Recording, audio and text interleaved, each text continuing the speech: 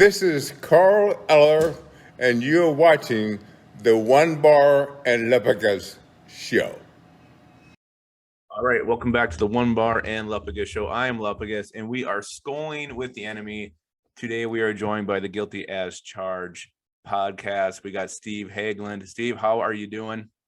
I'm doing great, man. Happy to be here. Can't wait for this matchup. We were talking beforehand, but I think it's going to be a really good game. Both these teams are kind of weird. Every single game is close. So really excited about this one. Absolutely. It's going to be fun no matter what happens, no matter who comes out on top. Be sure to check out their page, guys. Guilty as Charged podcast. Their link to their page will be in the description below. Hit them up. Check them out. Great stuff. All right, so let's hop into this. So the Vikings Chargers, SKOL'ing with the enemy, but I mean, we don't see you guys enough to really be enemies. It's just kind of the name we have here. But there was a little bit of a feud brewing between these two teams on Twitter when Justin Herbert won Rookie of the Year. That kind of started things. Vikings fans, Chargers fans kind of got yelling at each other on Twitter. And then when the schedule came out and this extra game got added, I think was it a blogger wrote, here's an easy extra win for the Chargers this year. Thank you, Vikings, come to town. What are your take on this little feud, a cyber feud going on between these two teams? Yeah, it was a really surprising narrative, right? Because like you said, the Chargers and Vikings we rarely play each other. And, every single week, I also write for a company called the LAFB Network. And every single week I do a get to know you an article for each team. And, I always include like past history. And the Chargers and Vikings have played like 4 times since 2000. Oh. So the rivalry that has become really because of Justin and Justin is really interesting, because I've always been one where like, why can't we just appreciate the greatness of both players? And, it always escalates on social media, right? Of like, well, I think Justin Jefferson should win Rookie of the Year. Well, you're an idiot. Yeah. I think Justin Herbert should win. Well, you're an idiot. So I don't know. It's really interesting. I think it's going to be a fun, matchup. Like I said, if you're tailgating on Sunday, definitely go hit up the Die Hard Bolt Club, Thunder Alley, as we call it. It'll be a lot of fun. But the rivalry has been really interesting for sure. Yeah, it's something I didn't really expect to see going on. Like, why are we yelling at each other? But whatever. I like it. Even the team's social media pages just got in after it. The Vikings social media was tweeting videos of the 2019 matchup where the skull chant was going, and it's been fun. Absolutely. So you guys got to feel like the AFC West is kind of yours for the taking, with the Chiefs, struggling this year, the Raiders kind of having these off the field implosions, and the Broncos just kind of being blah. I mean, is that kind of the sense that this is your division to take? We feel like that way too. This is the AFC has never been this wide open in my life as a fan. So there definitely has been a sense of urgency. Every single Chargers fans was clamoring for, some kind of trade at the deadline. A lot of rumors that they were interested in Akeem Hicks or somebody like that to shore up the run defense. And, it certainly feels from a fan perspective that there's this big sense of urgency to go all in this season. But we've never really gotten that kind of sense from the actual team. It's kind of been almost like if they win the division, if they make the playoffs, great. If not, the next year is kind of the all-in season, which kind of lines up with what we've seen around the league with the third season of these young quarterbacks, rookie contract, like we're seeing with the Cardinals this season, like we've seen with other instances. So it definitely feels like that way from an outsider's perspective, but the team has maintained that, this is not the all-in season. That comes next year. Mm-hmm. I want to talk to you about your rookie left tackle, Rashawn Slater. You guys sniped from us, one pick ahead of us, I believe it was. I know the early word was he's looked awesome. Has he continued to look just fantastic this year? Oh yeah, he's been fantastic. Excuse me, a little cold, overcoming a cold. Yeah. So, Rashawn has been awesome. He's had 5 games of the season, 5 of the 8 where he's allowed 1 pressure or fewer. So he's been fantastic. He's everything that we could have hoped for and more. Really making a strong impact in the run game, which is him and the left guard Matt Filer are really becoming a dynamic duo over there. And the Chargers have begun to really exploit that. They're using that to their advantage with Austin Eckler. But we watched this past Sunday. The Eagles don't have a great combination of duos, but Josh Sweat and Derek Barnett are pretty solid, and they had no chance against Rashawn Slater. He just put the clamps on him. He's got the strongest hands that I've seen of any Chargers lineman in recent memory, and he's just it's wild. They chip and they help and they double team all 4 other linemen, but they leave Rashawn Slater on an island. They've done that against Chase Young. They've done that against Myles Garrett. They've done it against Max Crosby, and he's played extremely well this season for sure. So it's safe to say you're happy you got him instead of Sam Cosmi. Yes, yeah. To be fair, I think Cosmi has been playing really well for the Washington football team, but Slater is just he's next level, man, and it's the most like the Sam Cosmi thing was because I thought that the Chargers had zero chance of Slater being there. Yep. And thankfully that was not the case. Yeah, no, for sure. So before we actually talk about this game, I want to talk about a couple guys that you guys have or had. So first of all, Linval Joseph, you guys have had him for about 1.5 years now. What's everybody's opinion of Linval down there? Oh, we love him, man. Linval is an electric personality. He's actually my wife's second favorite player on the team behind Justin Herbert. She loves the big nose tackle. Yep. So he's making a strong impact on this team for sure. He's their best defensive tackle still at age 33. And apparently, according to Brandon Staley, he was actually clocked at 17 miles per hour on Sunday against the Eagles. Wow. So he's still got a lot of juice. He's still got a lot of playmaking. He's having kind of a career resurgence this year. He was very solid last year, but right now he's second in the league in run stops. He's generating a good amount of pressure as a pass rusher as well. So we're very happy with the returns on Linval Joseph for sure. Yeah, it's funny you mentioned that he's your wife's favorite player. He was my daughter's favorite player. I don't know why we got rid of him. Michael Pierce was brought in to replace him, and we've seen him for like 2.5 games. So that was not a good move, and we definitely miss Michael Pierce. Again, I'm on with Steve Haglund, SKOL'ing with the Enemy, Guilty as Charged podcast. Check him out. Another guy I want to ask you about, Nick Vigil. You guys had him for 1 year. Yeah. He came over here. What were your thoughts on Nick Vigil? Yeah, so the Chargers have had a pretty poor history of linebacker play, at least in terms of depth purposes.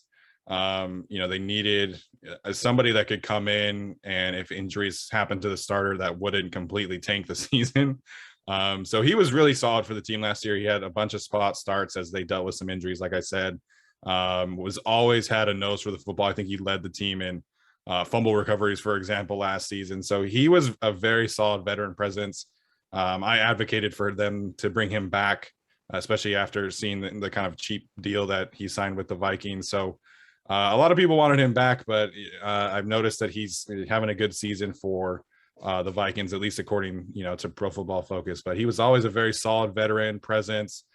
People around the team seem to really like him and enjoy him. And like I said, he always found a way to create a spark whenever the Chargers needed it, and either cause a fumble or get a fumble or get an interception.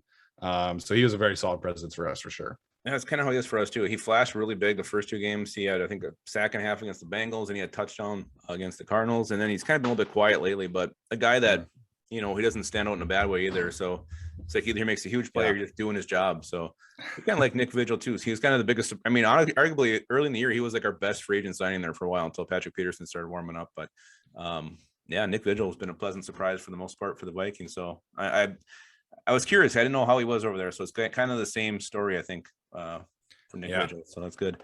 All right. So I'm just looking at you guys as from the outside. To me, the Chargers come across as a very balanced team. I don't see any huge weaknesses on either side of the ball. So just tell me, what's the strongest aspect of this team? What's the weakest link? Well, it's very kind of you because the weak link right now is absolutely the Chargers run defense. It's improved the last couple of weeks, but Linval Joseph is essentially by himself in that regard. It's the worst run defense in the league. I think they are like 15 yards more than 31st. So it's been really bad. Their other defensive tackle named Justin Jones has been on injured reserve. He got injured in the second quarter of week 1 and just barely came back last week against the New England Patriots. So his return has helped. They limited the Patriots to 3.9 yards per carry, which was their, best output of the season. And if you take out Jalen Hurts scrambling, they did a good enough job against the Eagles to stop the run. But it's a big concern for us over here in Chargers land because, Brandon Staley had the number 1 defense with the Rams last year, granted totally different personnel, but we were all expecting that to be kind of a strength of the team, and it hasn't really been that case. So the run defense is definitely an issue. In terms of strength, it's all about the offense and specifically the passing attack. They had a couple rough games there against Baltimore and against New England, but they really bounced back in a big way this past weekend with Justin Herbert throwing for 356 yards, 2 touchdowns, and he ran one in as well. So the passing attack is definitely the strength. And weirdly for us, the offensive line, like I said, it's been a really long time since I was a kid, really in middle school, since the Chargers have had an offensive line of this caliber. So the offense is doing great for the most part. Defense, not so much. Yeah. All right. So let's kind of stick in that weak link theme. So who's one player that when he's out there in the field, you just cringe and you expect the worst to happen because that's kind of what he's been. That's his story. That would be Jerry Tillery. So the Chargers run a 3-4 front. So that's, 3 defensive tackles, 2 edge rushers. And Jerry Tillery was a first-round pick in 2018 when the Chargers had many other needs, but they in their mind, right? They had just come off a loss to Tom Brady and the Patriots. In their mind, they needed an interior pass rusher to theoretically, like if they got back to matching up with the Patriots in the playoffs again, you have that body to create pressure on the interior. And he has not panned out at all. He is awful against the run. He's primarily the defensive lineman that teams go after.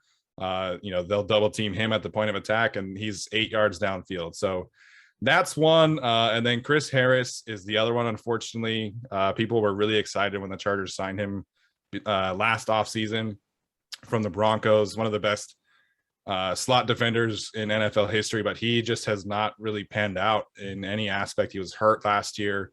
This year, he's just looks slow and not really communicating and diagnosing things at a high level. So he's been a complete liability in coverage. Devontae Smith absolutely roasted him last week for 5 catches and like 95 yards and a touchdown. So it's a bad spot, particularly this week, as we're looking ahead at a matchup with Justin Jefferson and Adam Thielen. So those 2, Jerry Tillery and Chris Harris, are definitely the weak links on defense and the team. That's good to hear. I like that. Yeah, you will like that. Well, the fact is, Justin Jefferson, we've targeted 5 times the last 2 games, so maybe you'll be just fine. All right. You could take one Viking and put him in that beautiful shade of powder blue with the yellow pants. Who would it be? I'll say Harrison Smith. My first thought was Dalvin Cook. But I think, the Chargers are pretty set at running back. Yeah. So if I could get Harrison Smith on this team, the Chargers run a lot of 3 safety looks. They use Derwin James as kind of that chess piece around the box and in the slot and stuff like that. So pairing him and Harrison Smith together, I think would be a lot of fun, man. It would be a lot of fun. Yeah, it would be nice. He wouldn't look bad in that uniform either. Linval Joseph rocks it pretty well. I'm sure Harrison Smith can look a little bit too. It's tough. It's tough to look bad in the powder blues. It really is tough to look bad in those. All right, one more for Steve Haglund from Guilty as Charged podcast. Again, check him out, harass him, give him a lot of hell here before Sunday. All right, there's no doubt, right? We both know this game is going to come down to the wire, right? It's written in the stars. Yeah, I'm definitely expecting, one of these kickers to have a shot at the end to win it. If we're lucky, it will be one of the quarterbacks, because I ending on field goals is just lame to me. I much prefer the quarterbacks to end it. Yep. But both of these teams just have such a strong history of playing 1-score games, playing close games. And every time both of us are feeling like our team is turning a corner and doing really well and holding a lead, for whatever reason, they make things way too close for us. So I'm expecting a very close game in this one. Like I said, the Chargers' run defense is awful, which definitely plays into the hands of Dalvin Cook and Alexander Madison. We're also down quite a bit in the secondary. Our 4th corner just tore his ACL. Our top corner is probably going to be out with a hamstring injury. Our 2nd corner, Asante Samuel Jr., has a concussion, so you never really know there. So our secondary and our run defense are in a really bad spot in this one, I think, which will create some fireworks. So this is very much a game where if you have any fantasy players on either side, start them. And I think that also includes the backups. All right, man. Well, you're giving me a lot of hope here. You're telling me about these injuries and everything and your horrible run defense. So I'm feeling a little more optimistic than I was a half hour ago. So well, that's good. Happy to do my job then. All right. Awesome. All right. Well, that was it. We scolded with the enemy. Thanks, Steve, for coming on. Again, Guilty as Charged podcast. Check them out on YouTube. Subscribe, harass them, do whatever you got to do. I appreciate that, man. All right. Yeah. Well, good luck every day, every Sunday, except for this Sunday coming up. The Chargers are a team that, I don't mind watching and kind of root for if, you get sick of seeing the same teams winning. So I'm sick of the Chiefs. It's time for the Chargers time to take over the AFC West. Well, I feel the same, man. I selfishly really loved the Case Keenum years. Yeah. The Miracle in Minnesota or whatever it's called. Yep. Stephon Diggs was one of my favorites up there. So I feel the same way. Hell yeah, man. All right. So again, guys, that was it. We scold. And now remember, keep your skull in your hole.